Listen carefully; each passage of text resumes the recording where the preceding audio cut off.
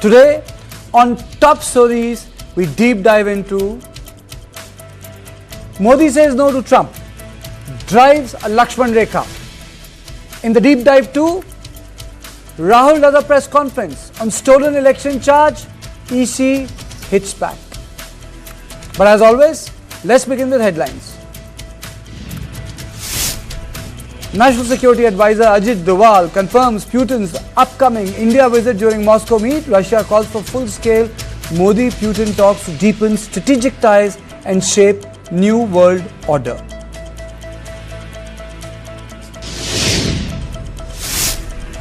Rahul reveals his atom bomb evidence on vote chori, accuses EC of colluding with BJP in massive voter fraud across states, cites 1 lakh fake votes in Bengaluru's seat.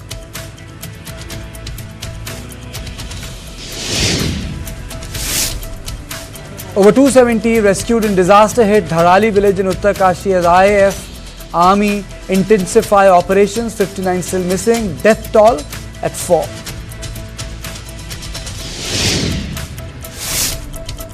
Prime Minister Modi, JP Nadda and other leaders at the top rung to finalize vice presidential pick by August 12. Surprise candidate name speculated as NDA eyes smooth vote.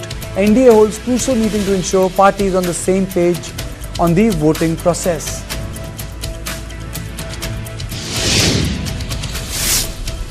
Telangana's elite anti-drug task force eager to launch surprise drug tests in colleges after 1.5 crore racket involving 32 medical students busted.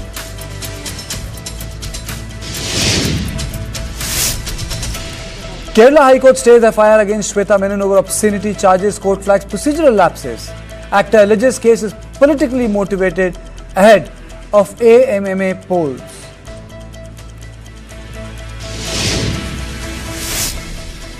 Kremlin confirms meeting with US President Trump. UAE likely venue for first talk since Trump's return to White House.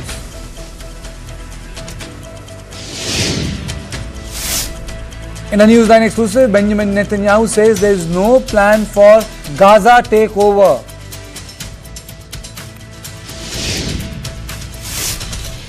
Emirates medical aircraft crashes in Kenya's capital en route to Somaliland, at least 1 person killed.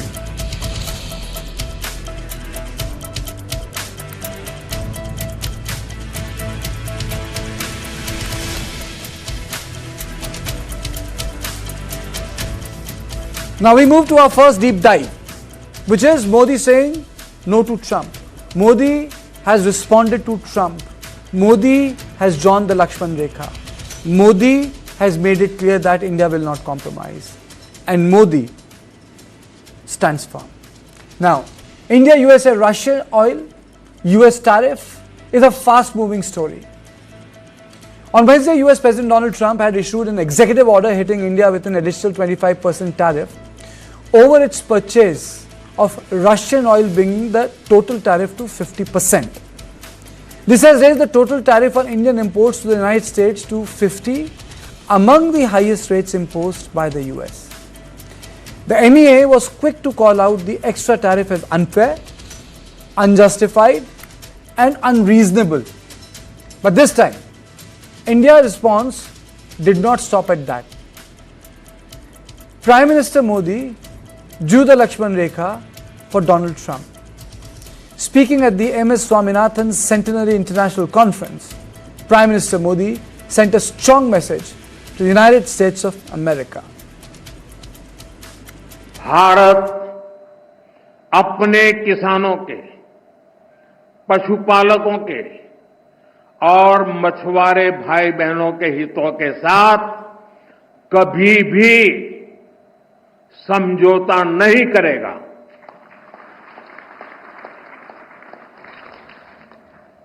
और मैं जानता हूं व्यक्तिगत रूप से मुझे बहुत बड़ी कीमत चुकानी पड़ेगी, लेकिन मैं इसके लिए तैयार हूं। India has said that India's Russian oil imports are driven by market considerations and energy security requirements. Also, where Russia is concerned, to quote India's NSA Ajit Doval, we have a very special relationship, long relationship, and we value a strategic partnership. India also pointed out that the double standards that USA has. According to the MEA statement, the US continued to import Russian uranium hexafluoride for use in the nuclear power sector, along with palladium, fertilizers and chemicals, without clarifying the source of this information. However, now a Finland-based think tank report has also exposed the US and EU's double standards. According to the data published by Center for Research on Energy and Clean Air, EU's European Union countries account for 23% of Russia's revenues from fossil fuels exports against India's 13% since the beginning of the Ukraine war. That's the data. And that despite Western sanctions, G7 plus tankers transport over half of Russia's oil. European Union has been procuring not just energy but also fertilizers, chemicals, iron, steel and transport equipment from Russia. Now last night at a press briefing, when asked directly on why was India being singled out, President Trump, and would China could face similar penalties for its trade in Russian oil, Trump said, "It may happen, I don't know, I can't tell you yet, but we did it with India, we are doing it probably with a couple of others. One of them could be China."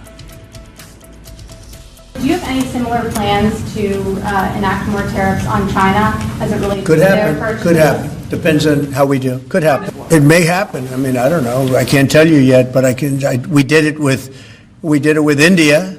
We're doing it probably with a couple of others. One of them could be China.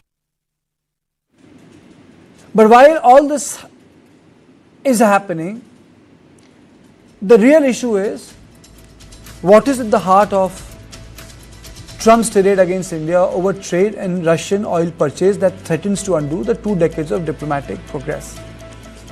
That is at the heart of the matter. At the core of Trump's pressure campaign is a very discreet push to boost American oil exports. His campaign is backed heavily by US fossil fuel giants, and as per the New York Times, his latest tax package offers nearly 18 billion in new incentives for the oil and gas sector, and India is already a rising customer. Trump's tariff warning isn't just about punishing India for its energy choices.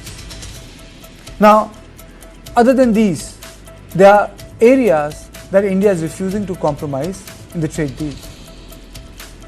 The reason India is saying no and pushing back is, to quote PM Modi, "India will never compromise on the interests of farmers, fishermen and dairy farmers." India has 20 days before the secondary tariffs kick in. On the 25th of August is the 6th round of trade talks between India and USA. So what does one expect from here? And importantly, the statement of Ajit Doval on the importance of the strategic partnership, the bite he gave in Moscow, has not gone unnoticed. It has not gone unnoticed.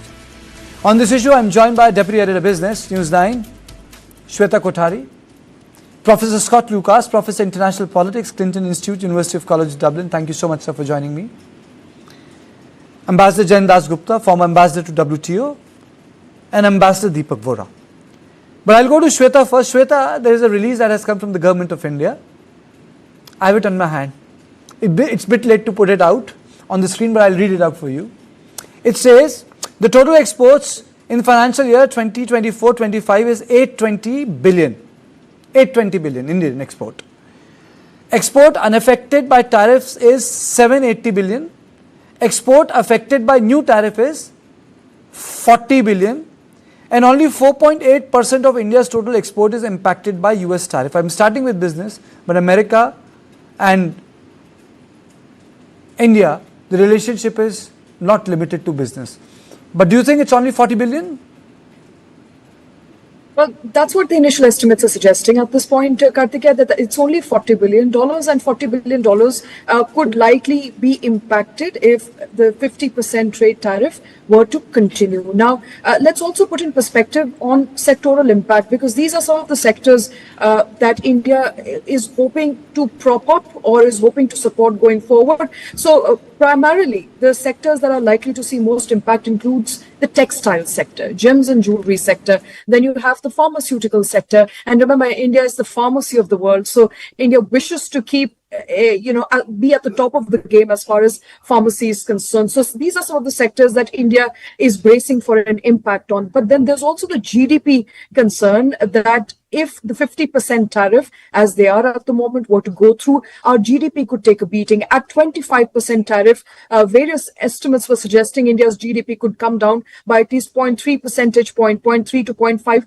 percentage point. At 50% tariff, that is likely to be at 1 percentage point. So that continues to be the concern. And finally, the labor intensive sectors. So what are these sectors? Sectors like textiles, footwear, gems and jewelry, apparels are likely to be impacted. So this is going to be a multi-pronged impact, while we are still looking at what kind of estimates will there be, or what kind of impact will there be by the way of final trade impact. But numbers are not looking very favorable, Kartikeya, as far as sector-specific fallout, GDP fallout is concerned for India. Absolutely. Ambassador Dasgupta, please decode the Prime Minister's bite for us.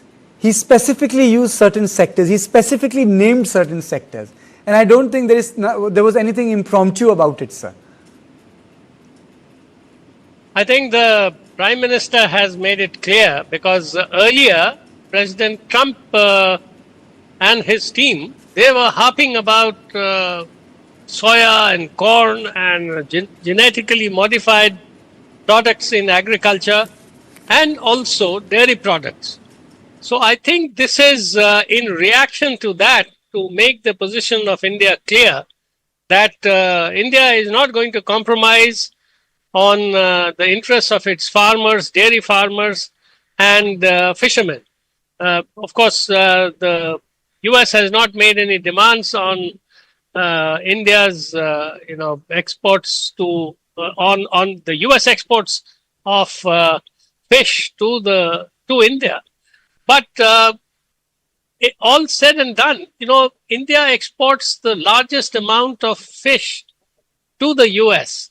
So if the US were not to give any access or have 50% tariffs on our shrimp exports, for instance, which is the largest product group, it would affect us very, very badly. It is several $1 billion worth of exports every year.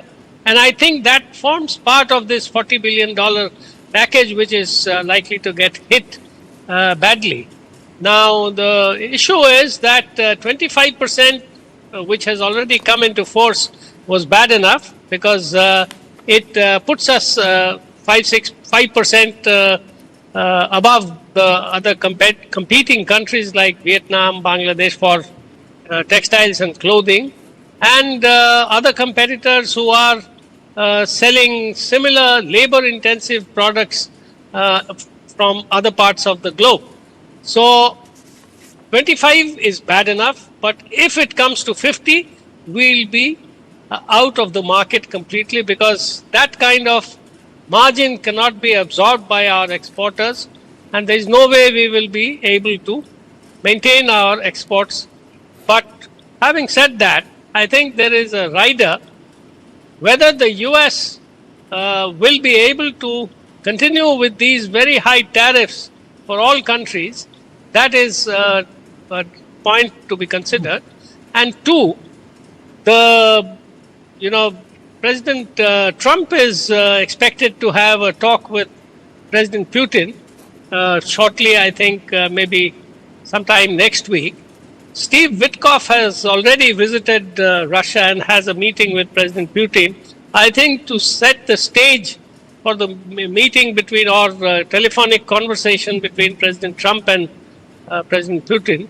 So we can expect some development on that front. And if, hypothetically, if the talks succeed in de-escalation in the Russia-Ukraine war, and then slowly transform into a ceasefire, perhaps, then this whole business of not buying Russian oil, and getting slapped with 25% additional tariffs may not really take place. So that is another point to be considered. Professor Scott Lucas, it's a tough choice. I understand India is the world's third largest oil consumer, and it has significantly stepped up its procurement of the Russian crude oil since the start of the Russian-Ukraine war. And it is there because huge discounts are on offer. So we also need to keep our bills in check. We also need to ensure that our sector remains firm and protected. So what's the Indian challenge here? Well, I think, first of all, I have to tell you that I think the argument for the increase in tariffs based on imports of oil from Russia is a pretext for why Donald Trump has escalated this. The fundamental, and this was revealed by Reuters earlier this week from 4 Indian officials and 2 U.S. officials, is that the U.S. and India were very close to a trade deal this spring. Indian officials thought they had an agreement for a 15% tariff on their products going into the United States. India had offered no tariffs on U.S. manufactured goods, reduced tariffs on alcohol and cars. The deal went to Trump, and he demanded more. He demanded effectively no tariffs on U.S. agricultural products into India, and that collapsed everything. And because Prime Minister Modi did not call Trump, effectively going to him like other leaders have, and said, oh, please reconsider, Trump took this personally, and he doubled down on this. And I think the idea of India purchasing oil from Russia, and I think that is a serious issue, I have to be honest with you, on a separate program because of Russia's invasion of Ukraine. But I think here it's just because Trump is using this and latching on to it. So I'm going to make 2 points here. First, unfortunately, I think it is highly unlikely that you're going to get a ceasefire even after a Putin-Trump discussion, because Russia doesn't want a ceasefire. Russia wants the U.S. to take its side in its seizure of Ukrainian territory. So I don't think India can rely on that. I think the fundamental question here is, can U.S. administration officials deal with a chaotic and unpredictable Trump in terms of saying that the damage to the U.S.-India strategic partnership across all sectors is so great, he needs to come off this 50% level, and they need to get back to talks between the U.S. and Indian delegations. Professor Lucas, you are saying that this is more than tariff and it's more about Trump's huge ego? Yeah, it is. I mean, the fundamental here is that you've got 2 levels here, and that is, and I think if you get Indian officials on, and I'm interested with your esteemed panelist here, they will tell you that if you deal with U.S. officials on the practical details of an agreement, that you have room to negotiate and you have room to make maneuver. The problem here is that once the deal goes into the White House, there's actually 2 problems. The first is Trump has certain advisors who are what you might call warrior protectionists. They don't want any deals. They want effectively the U.S. to be an economic isolation, imposing its will on other countries. Peter Navarro is one of the names here to check. And the second here is that Donald Trump doesn't think of this strategically. He doesn't think of this really with a great deal of economic knowledge. He thinks of it as he's striking a business deal where he has to win and the other side has to lose.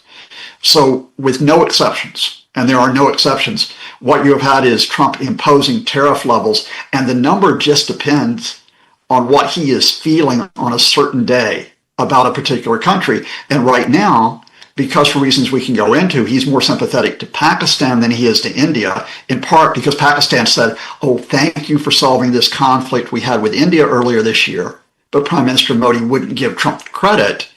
Then he says, oh, Pakistan, they're great, they're lovely, and India, oh, look how terrible, look at how they, alongside Russia, are a dead economy.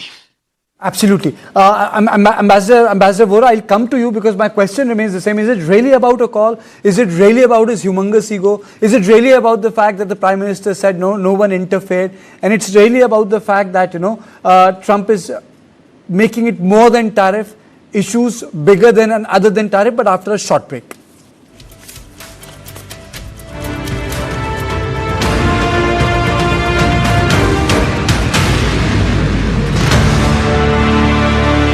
Associate sponsor Diana premium beauty soap, पहली झलक करे खूबसूरत। Muthoot finance gold loan सुनहरी सोच programme में आप सबका बहुत बहुत स्वागत है। कुछ लोगों से बातचीत करते हैं और उनसे हम पूछते हैं कि उनका सोना जो है लॉकर में सोने के अलावा और कुछ भी कर रहा है कि नहीं? बनर्जी दा, কেমন আছো দাদা? স্যার मेरा सोना मेरा बेटा को लैपटॉप दिला रहा है। खूब ভালো। हाँ मेहताजी, કેમ છો? अरे मजा माचो मोटा भाई, मेरा सोना मेरी फैक्ट्री में नई मशीन्स लगा रहा है। बहुत सारो है तो अपने सोने को काम पे लगाइए। आज ही कॉल कीजिए 1-800-313-1212 पर। जहाज में बड़ी बड़ी चीजें जाते हैं ना पापा? बड़े बड़े सपने भी जाते हैं। Sir, this is the shop I was telling you about. नमस्ते। I love those. हाँ मैं पैक कर 10,000। अमेरिका भिजवाने हो जाएगा ना? हो जाएगा। हम सिर्फ देश विदेश में व्यापार नहीं बढ़ाते हैं, आपके बड़े बड़े सपने जा रहे हैं। सपनों को किनारे तक पहुंचाते हैं। अदानी, हम करके दिखाते हैं।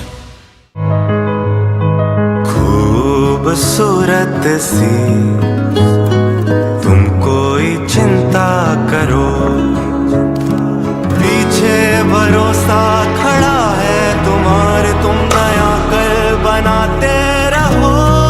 जब कोई हमारी बाकी चिंताओं को संभाल लेता है तो हम कर पाते हैं खूबसूरत सी कोई चिंता। टाटा कैपिटल में हम आपकी हर फाइनेंशियल चिंता को संभाल लेते हैं ताकि आप करें सिर्फ खूबसूरत चिंताएं। Chandigarh, Coimbatore, NCR and Bangalore, Jaipur, Ahmedabad, Raipur and Hyderabad. We've been here, we've been there, Veka's been just everywhere.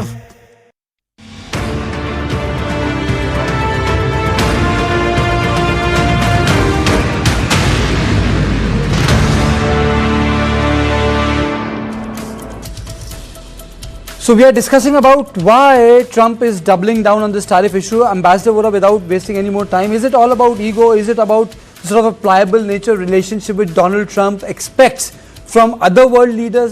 It's about his own outlook, his own worldview. Are things boiling down to that, sir?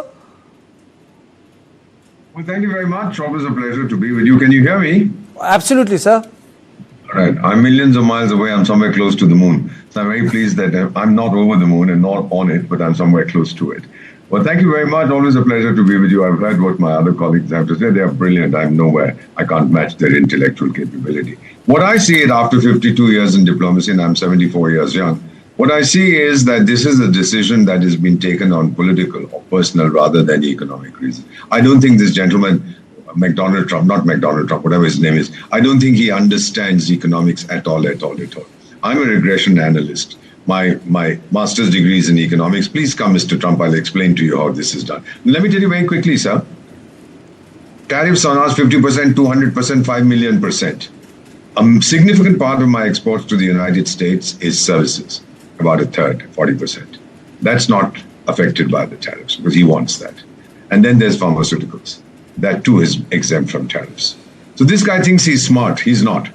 The second issue, sir, which we are seeing, that there was a time, I don't know if the United States still does it, they used to throw their excess agricultural production in the sea in order to control prices. I don't know if they still do it. We are now the second largest producer of food grains in the world. And I see that we're not going to allow that to change. Because if American agricultural exports come in and they have huge land, we don't have that much, and they are able to produce probably cheaper than what we are able to do, but we have to protect our farmers. We're not going to let that hit our farmers. That's the lifeblood of the Indian economy. Number three, sir, which I'm seeing, and I find that very, very funny. He seems to have what we refer to as a narcissistic personality, low-level narcissist, constantly looking for approbation, approval. I love you, Donald Trump. You're the greatest guy in human history, etc., even though you know nothing about less than nothing. Now, that's the kind of thing he wants. Sir, let me put it to you like this. After 52 years in diplomacy and several countries, and I've seen this firsthand, let me assure you that the kind of relationship that many countries have with each other is either based on affection, genuine love, genuine concern, or on fear. If it's genuine affection, it'll outlast everybody. If it's fear, when the fear goes, it is very quickly replaced by hatred. There's a Bank of America report, I don't know if you've seen it 4 or 5 days ago. Please read it. $41 trillion in investment in the US will disappear in the next few years because of uncertainty and changing policies. Yeah, it's 5 o'clock in the morning. Companies like yours, which make a profit in the United States, will pay 10% tax. Oh, great. And at 9 o'clock in the morning, no, sorry, it's 60% tax. Great. At noon, it's 200%. No, sorry, I'll bring it back to 2%. That's not how you do business. Sir, capital is a coward. Capital will only go where it feels secure. Capital will only go where there is stability. And Donald Trump is destroying that, sir. So this is where it's going to hit. Now, as far as my exports are concerned, very good. My textiles, my trousers will become more expensive for the American consumer. My exporters will be hit, but I'll deal with it. I'm a very resilient economy, sir. 1998, when we did our nuclear thing, I was then working in a very sensitive position. And I know we hurt badly, sir. They and their the British or the European sidekicks of the United States also imposed sanctions on. We were hurting very badly, but we overcame it, sir. And then 9/11 happened and everybody came and said, oh, darling, we love you, India. Thank you very much. Everything is forgiven and forgotten.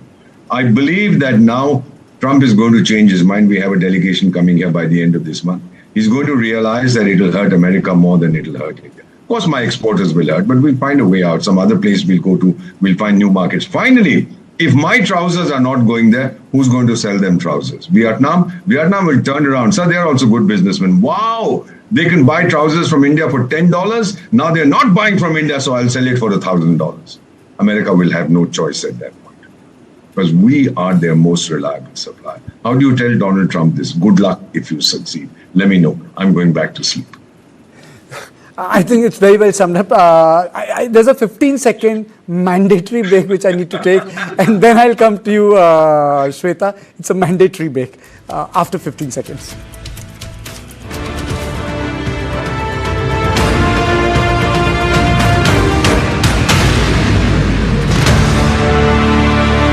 Chandigarh, Coimbatore, NCR and Bangalore, Jaipur, Ahmedabad, Raipur and Hyderabad.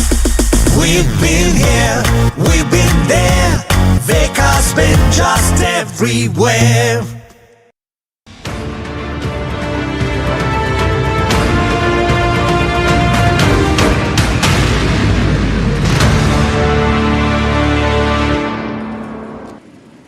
Shweta, are there areas where differences can be hammered out, keeping in mind that the farm sector issue is politically also very sensitive, keeping in mind also the sort of agitations that have taken place in past 15 years on the issue of farm sector, land reform, farm reforms in India?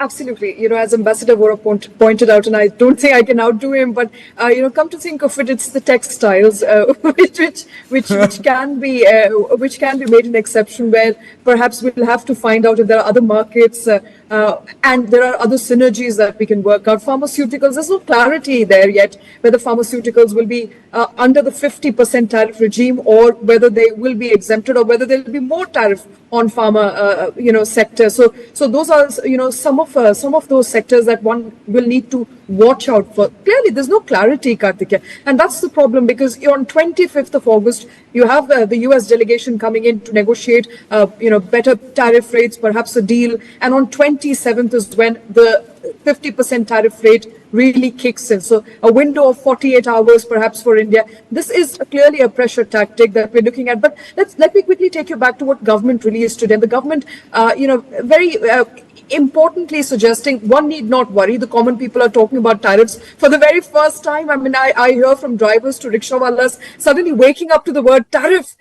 under Trump regime, something that we've not seen in the past. And so, government today clarifying, don't be scared. Our exporters are not going to be badly hit, or at least that badly hit. Only 5% of our total exports, which is about $40 billion, is likely to be impacted as a result of the 50% tariff. It's important to note that India is saving about $4 billion in oil purchases from Russia. So if we were to go by the logistics and the mathematics, then it makes more sense to have better ties with the US, versus purchase oil from Russia. But it's not that easy, is it? It's very layered and it's very complex, and it's got to do with India's energy security. It's got to do with also India asserting itself that you can't be bullying us into, doing as you want us to do.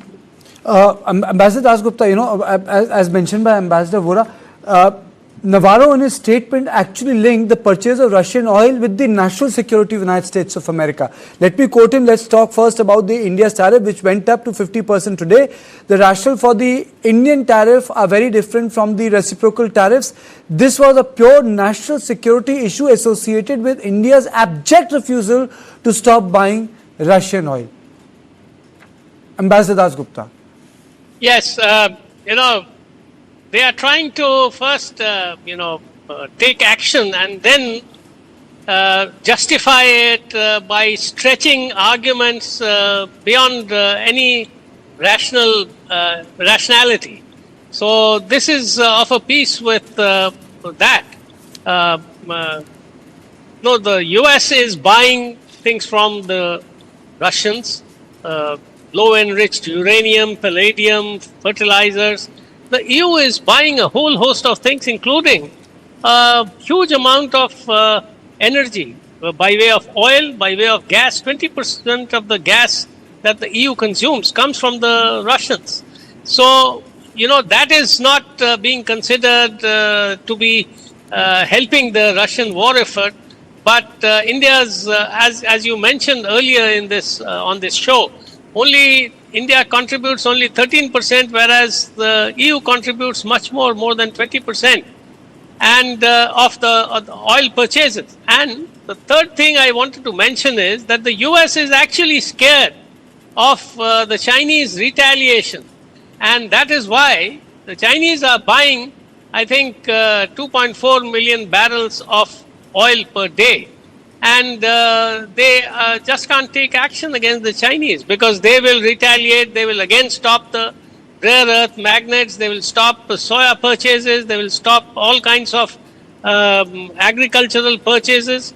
And the US farmers will get hit very badly, apart from other industries, a host of other industries. And that will cause a great deal of distress and tumult in the US.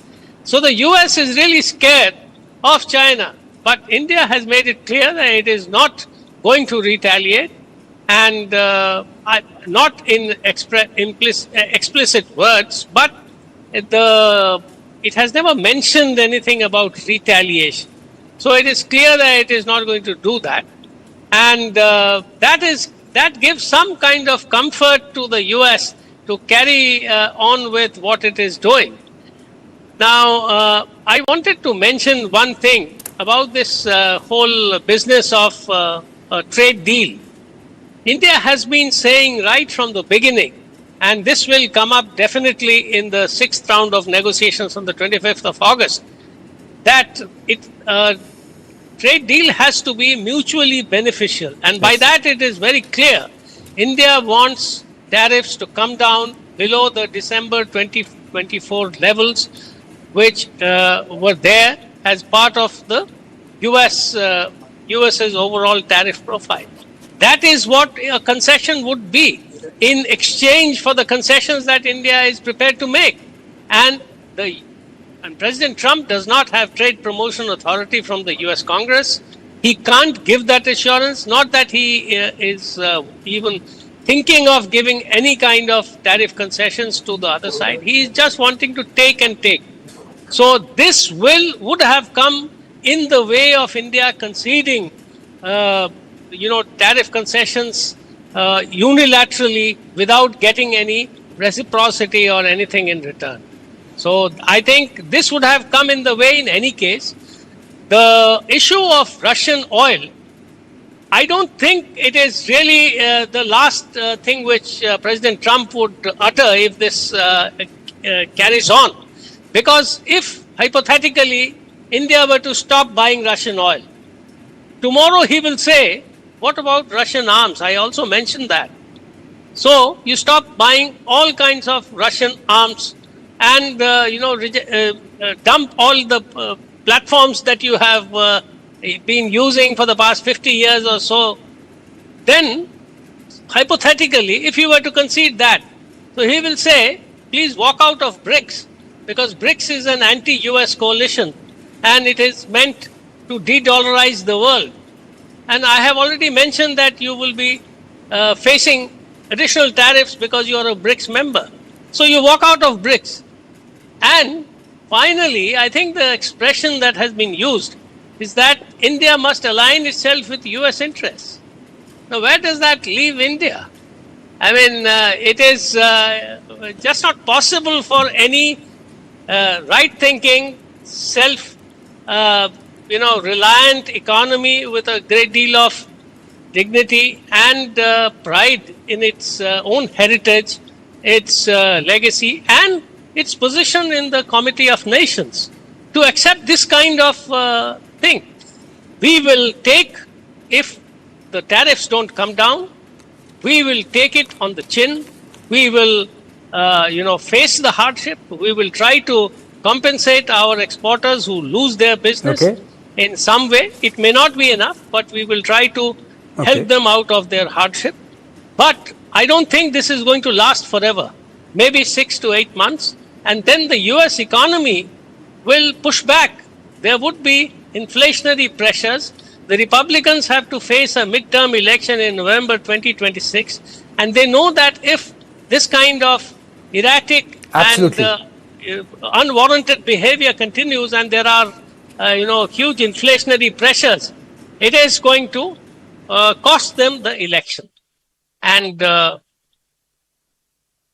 is what I think will lead to the rolling back of the tariffs. That is my expectation. Okay, let me quickly take closing comments from Professor Scott Lucas and Ambassador Deepak Vora. Is it about the leverage? China has a leverage in rare earth metal and Trump thinks that we perhaps don't have the leverage. Is it boiling down to his idea of a leverage?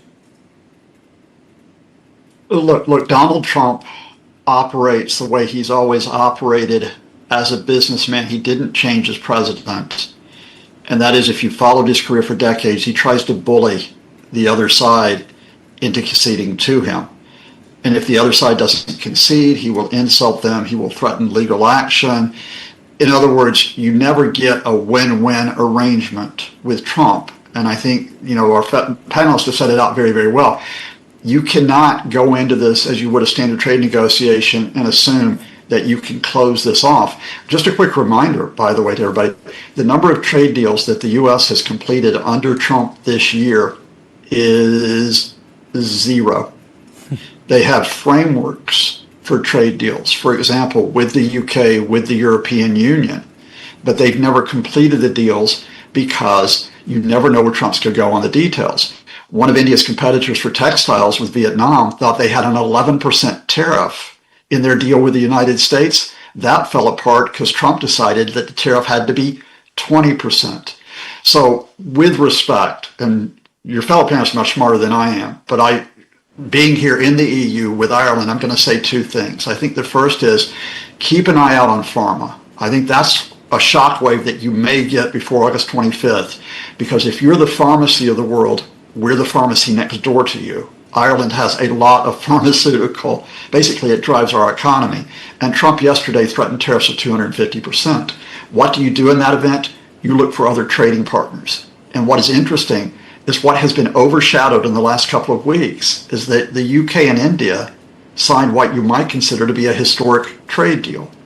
There is the potential for India to negotiate a deal with the European Union. There are other countries that would want to deal with India.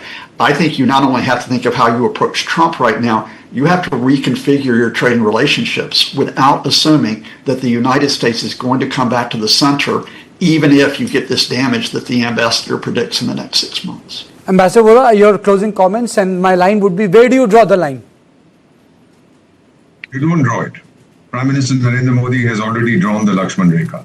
Trump dare not cross it. May I simply tell you like this, sir, when we wanted to get alternative supply chains to the Chinese, we still haven't managed to do it because it's not easy to get an alternative supply chain. So if you break the supply chain that India is supplying gems and jewelry or whatever to the United States, it's not going to be overnight. Finally, may I conclude simply by saying immediately after this discussion, I'm going to pour myself a stiff Indian whiskey before Jack Daniels floods our market. Thank you very much. Thank you so much. I think it's on this note I close this program. Thank you, Shweta. Thank you, Ambassador Vora. Thank you, Ambassador Das Gupta. And thank you, Professor Scott Lucas, for joining me. Now, this was Deep Dive 1. But in the second Deep Dive, we're going to talk about the stolen election charge of Rahul Gandhi. Why is he talking about stolen election? Why is he doing this press conference? Was it an atom bomb or was it a dud bomb? We'll come to know when the courts decide. But for now, what has happened is a dramatic escalation, a face-off between Congress and the Election Commission of India, because Rahul made explosive allegations against EC saying that there has been vote chori which happened in Maharashtra, vote chori happened in Haryana. These were the elections which the Congress fought very hard. Haryana was lost by a whisker, but Maharashtra was lost by a huge margin. Let me play out a bite of Rahul Gandhi, in principle, the summary of his charge against Election Commission of India. Maharashtra में more voters added in 5 months than 5 years. And then huge jump in voter turnout after 5 p.m. And the alliance people knew that in the polling booths, no such thing happened. There was not massive voting after 5:30. There were no big lines after 5:30. So these made us believe that the Election Commission of India was colluding with the BJP to steal elections. What Rahul Gandhi is saying. Now let me play out a bite of Sambit Patra, because the government of the day, Bharatiya Janata Party, immediately responded to the charge. आप हिमाचल में जीतते हैं तो उस समय तो नहीं कहते हैं कि इलेक्शन कमीशन ने अच्छा काम किया, उस समय तो आप नहीं कहते हैं कि इलेक्शन कमीशन ने कहीं ना कहीं फर्जीवाड़ा किया, उस समय आप फर्जीवाड़ा आपको नजर नहीं आता है. Election Commission has refuted the allegations. Election Commission has called them baseless and politically motivated. The EC said the Congress was given voter roll and time to meet the Karnataka CEO, but filed no formal appeals, adding that the process is transparent and results can only be challenged in the court. But here's the twist: the EC is now demanding accountability from Rahul Gandhi. But the larger issue is, EC is saying that Rahul Gandhi should sign and give the affidavit. EC is accusing Rahul Gandhi of misconduct. Now, who is right or wrong will be decided by the people of India. But we are playing on our screen what the Election Commission has said and what the Rahul Gandhi has said in principle. Because Rahul Gandhi is saying that they did a survey of a segment of a seat and they proved that there were voters who could not be accounted for. On this, I am joined by Meeta Chakrabarti, spokesperson, Congress Party, Anila Singh, spokesperson, Bharatiya Janata Party, Mr. Prasad, KV Prasad, senior journalist. Let me straight away go to Anila Singh. Madam, your first response to the charge made by Rahul Gandhi that the elections are manipulated. There is a vote theft that has happened and EC can't account for it. To you. And then I'll go to Meeta Chakrabarti. My Ram to all, and I think whole of the nation is least interested what Rahul Gandhi ji is saying, because it is a rhetoric now. After every defeat, he keeps on blaming Election Commission, he keeps on blaming Bharatiya Janata Party, and he has nothing to say about all those states where Bharatiya Janata Party has never won any election. Say Kerala, say Tamil Nadu, say West Bengal. He doesn't have to say anything about that. And as Maharashtra Election Commission has sent a notification to Mr. Rahul Gandhi that since you have accused us that there has been a play in voter list and we have colluded with Bharatiya Janata Party to make them win elections in Maharashtra, please give us the list of all those false fake voters for which you are accusing us. So now Mr. Rahul Gandhi has to reply to them.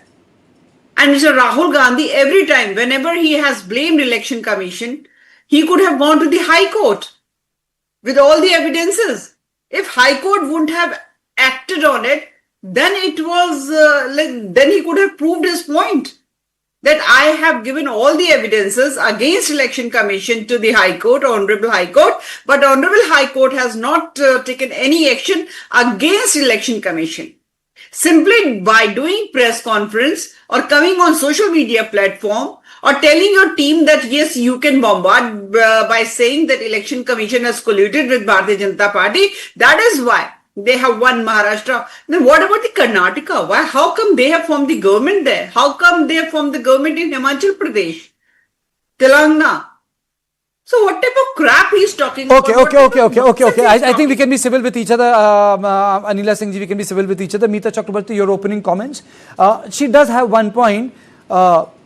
You can make any charge in democracy, yes, you are free, but you also need to be accountable for your charges. Good evening to all your viewers and good evening to my fellow co-panelists as well. Now, first of all, we are not making any charge. We are making charges with hardcore facts and supporting evidence. If needed, this evidence is out there in public domain. We are very happy to share this evidence with specific data. And we are talking about specifics here. We are talking about photographs, we are talking about names, we are talking about fake addresses, and we are talking about specific numbers that can be shared with the Election Commission of India. It is on ECI to give us answers, to rebut us point by point, because we are making very specific allegations. These are just not any allegation.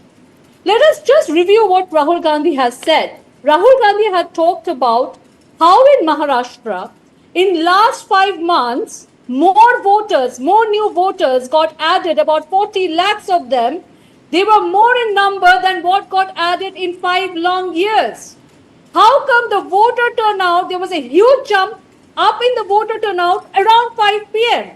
in the election.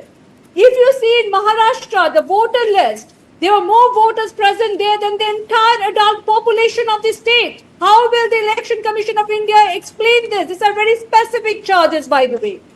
In Bangalore Central, and we just took care of one Lok Sabha constituency, which comprises of 7 assembly constituencies. In 6 of those, Congress was leading, and suddenly in one assembly constituency of Mahadevpura, BJP leads, and BJP leads by more than 1 lakh votes. That's why we chose Mahadevpura, and we were not giving electronic voter list. We were given manual voter list where we had to manually compare the names, and we saw that more than 1,250,000 are either duplicate votes or fake votes with invalid addresses or bulk voters in single address or people with invalid votes or misuse of Form 6 for addition of new voters. Now, these are very specific details. If for the Election Commission not even to look into these charges, see, for example, if I'm heading an organization and you come and tell me in one of my departments there has been corruption or there has been wrongdoing, you made your point. My first response would be to investigate, but even before investigation, Election Commission rubbishes all the claims. Okay, you made your point, Meeta. You made your point. Mr. Prasad, you know, this is, does it remind you of Aam Aadmi's politics, you know, shoot and scoot, you know, big press conference? Or do you think that this issue is here to stay? Well, I think this is an issue that cannot be brushed away. Let me put it that way. Whether it's there to stay or not, because I see 2 aspects. There's an old saying in attack is the best form of defense. So instead of, you know, responding, because in the past I have covered election commission since, I don't want to say the number of years, but number of years I've done. You can add 2 decades. 3, by the way. Okay, I'll add 1 more. And I have reported post-session. Okay, let me clarify. But let me tell you, whenever there was an issue flagged by the opposition parties, the Election Commission would invite the members of the political party and understand what the grievance was all about. And look into the grievance and respond to it. Now, that's a very fair way, because the Election Commission by its very mandate is supposed to be free. The whole mandate of Election Commission is to free and fair election. So there is no issue about it. If there is an issue, that's a political party today, which is in the opposition, a principal party in the opposition, both in the Lok Sabha and Rajya Sabha, is raising some questions. Fair enough, there could be people in the opposition to the opposition or the party in the governance have an issue. They also can represent their case. There's nothing wrong with it. That's the democratic process. End of the day, it is the voter who has to have the confidence. The Election Commission. So let me ask this question to you, KV. Then where is the story? If it is not an issue, where is the story? Why did the press I'm not getting into the story. I'm saying if issues have been raised, let me also get back to you. Kartikeya, you remember the parties today which are in governance, both in state and the central, questioned EVMs. Some of them got elected to Rajya Sabha. Some of them went to the courts. But the Election Commission answered all of them. And they proved, end of the day, the same parties which questioned Election Commission's EVM usage got elected with the same EVMs or vice versa. So, end of the day, it is the voters who has to have the confidence, not the political parties. I'm sorry. It is the voters' confidence that is the utmost the election commission has to take care. Nothing else. The voter needs to be taken into confidence. But Anila Singh, I'll come to you, Meeta. Anila Singh, how do you respond to this charge? Because this is not about BJP doing anything, or this is not about BJP versus Congress. This is about the whole idea of a stolen election. This is about that the electoral process is not in place. I mean, so this is a different ball game, ma'am. All right, I'll make 3 points here. Number one, the Congress spokesperson was giving example of the Karnataka seat, Mahadevpura, but she did not say anything about the Dhule seat of Maharashtra, where it has 6 constituencies, and 5 out of 6 constituencies, Bharatiya Janata Party was leading, but in one constituency, Congress scored much more than the total votes added together of 5 constituency seats, and Congress won. So they are not going to give example of Dhule. Go to the election commission. Very, very conveniently, they are trying to accuse election commission and Bharatiya Janata Party. All right. Secondly, if I talk about the upcoming elections and the voter list role that has been shared with the Congress party, and the election commission has given time to the Congress party to meet with them on August 8th. They did not wait for that. And every time when they have accused election commission has said that you can come to us with the proper evidences. If you have got any evidence that there are fake electorals there, then please show to us, and we are going to take action against the officers. But not even a single time Congress was able to take any evidence to the election commission. All right. So, Mr. Rahul Gandhi, you keep on accusing EVM, you keep on accusing election commission, you keep on accusing Bharatiya Janata Party, you keep on accusing Narendra Modi ji, you keep on accusing Amit Shah ji, but you are not checking yourself and your party. That why Congress party has become a failed party in India. The oldest party has become a failure. You cannot shift your Meeta, okay, let me rephrase it. Meeta, let me rephrase it. A lot of people are saying that this is a matter of SAR gifts. National Ave Agan Jeda, Telangana ab jeete, you won elections in Karnataka, in alliance you won elections in Kashmir, you are in alliance in Jharkhand. So there is no issue. But the issue came where you lost an election by this. A lot of people would say ki party mein to itni ladai ho gayi, Hudda ji, baki logo mein, that is why you lost Haryana. I mean, so there can be multiple reasons for losing an election, Meeta. Okay, so yes, there can be multiple reasons to lose an election. You have to understand the nature of scientific rigging. In scientific rigging, all assemblies, all states, all Lok Sabha constituencies are never targeted. It is not possible. So you target in only close contests and you try to influence the result of the overall election. It works sometimes, it doesn't work sometimes. So just because we have won in Karnataka and Telangana in any case BJP was a diminished power, or just because BJP has never won in my state of West Bengal, it does not necessarily imply that BJP has not gone and done malpractices in Karnataka or in Maharashtra or in the Lok Sabha elections or in Haryana. For example, in Haryana, Congress lost only by 8 seats. What was the margin in those 8 seats? It was 22,799 votes. So we talk that these are just little bit of, fake votes and duplicate votes. No, ma'am. No, sir. This all add up. We are talking about 8 seats and the winning margin total being 22,799 votes. But how did you win Karnataka? So Karnataka might. So our thing was, internal survey had shown that we were leading in 16 Lok Sabha seats. We are talking about Lok Sabha 2024. We ended up winning in 9. So that's when we started digging and finding out data. Okay, I wish I'm really sorry. The program. Meeta, I'm really sorry. Meeta, Anila Singh, and Mr. Prasad. This program started late because of the entire controversy over Trump that has broken out. I wish I could have spoken more about it. But my only take at the end of it is that I really don't want India to go the Brazil way. Really. you know, all of you have distinguished public career. I don't want this country to go the America way where the peaceful transition of power is questioned. And I really don't want India to go in a way where people say, well, the elections are bogus, because that's the most beautiful thing about India. We have been able to do peaceful transfer of power from 1952 till today, barring 75, 77, because the cost of losing power is not high, and that's what makes this democracy beautiful. And I think that is at stake, not the power in Delhi. That is at stake. And this is all I have on Deep Dive tonight. And with this is a wrap on Unmissable with me. See you tomorrow at the same time with more views and more news.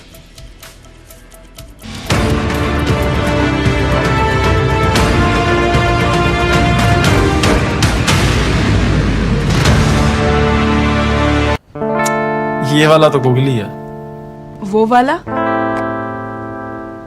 ये वाला तो sixer है। कौन सा flavour business बढ़ाएगा? ये खूबसूरत चिंता आप करिए। बिजनेस लोन की चिंता हम संभाल लेंगे with collateral free loan and tenure up to 7 years। Go condoms? It's over there. क्या ये डिफरेंट साइजेस में आता है? Actually, sir, size matter नहीं करता. तो फिर क्या मैटर करता है? The hardness Of the condom. of what's inside. For the first time ever, presenting Hard Rock Gel, the hardness gel for men. अब free हर score condoms के 10 pack के साथ. Hi, this is Baman Irani. Hi, this is Karishma Tanna. Hi, I'm Nushat Bharucha. Catch this conversation on News9. Catch this conversation on News9. Catch me and this conversation on News9. Hi, this is Shahid Kapoor and catch this conversation on News9.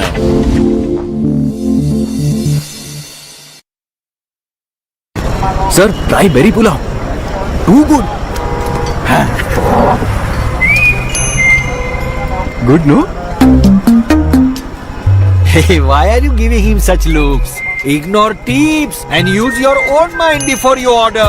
Lots of people give unsolicited stock tips. It can be dangerous. Study the company and the risk associated. Invest only after analyzing.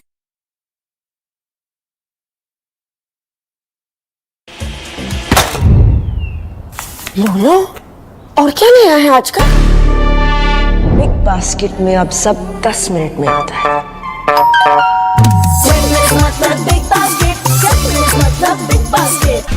A small window of hope has opened for Nimisha Priya. You know, human beings live by hope. Is Vijay challenging Dravidian party? Payments have been made, but no books inside. If there is corruption at the BO office, maybe I want to learn Hindi, that I do not know how to speak Kannada. Go to the second part. to have Hindi compulsion. 2 kids were asked to clean the toilet because of their caste. All these kids were forced to do it. I will clearly protest against this. 3 passes, Mr. Gowda. People rushed. I'm asking you, what makes Palaniswamy so confident? We're sitting on moral boulders. Tamil Nadu seems to have become extremely unsafe.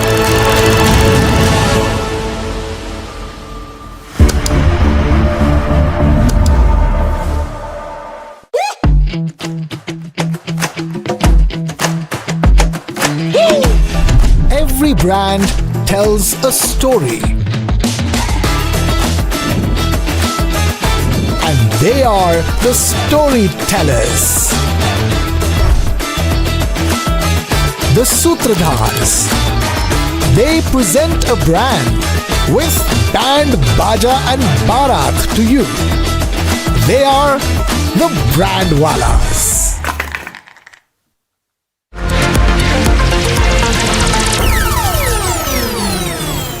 Light, camera, and action. Kick back, relax, grab your favorite snack because News9 is here with your weekend dose of entertainment. It's time to take a deeper dive into the buzzworthy happenings of the entertainment world. From celebrity gossips to exclusive conversations, from nostalgic moments to News9's pick of the week. Don't worry, we've got you covered here. And I hope you've grabbed your popcorn by now because News9's page 3 is here to serve you everything that we call entertainment. So do stay tuned every Saturday and Sunday, 2:30 p.m.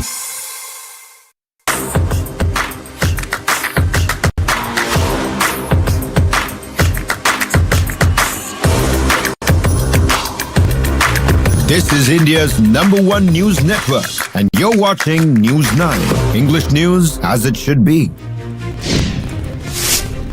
After Donald Trump's 50% tariffs on Brazil and India, Brazil's president Inácio Lula da Silva dials Prime Minister Modi. Both the leaders speak on deepening the strategic ties.